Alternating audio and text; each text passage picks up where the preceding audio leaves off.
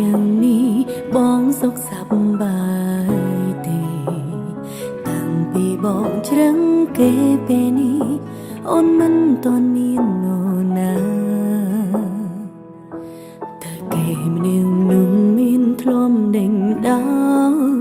សួរបងពីអាដិនថ្កា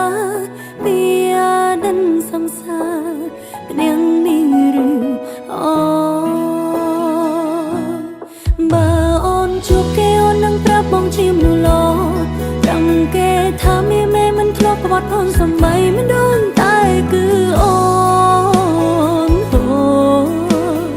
អូនល្អមិនក្រុមក្រនបើជួបគេអូននឹងប្រាប់ថាគេមានសំណាជុំរំខានហើយដើរចេញទៅយកដៃជិតតឹងភ្នែកព្រួងបែងដោ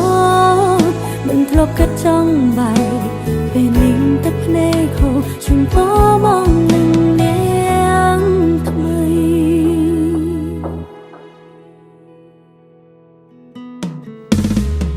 មួយរយយ៉ាងនេះបងសុខសប្បាយទេតាំងពីបងជ្រឹងគេពេលនេះអូនមិនទាន់មាននរណាតែគេម្នាក់នោះមានធ្លុំដេញដោលសួរបងពីអាដិនថ្កាពីអាដិនសង្សារម្នាក់នេះឬអូបើអូនជួបគេអូននឹងប្រាប់បងជាមនុស្សល្អ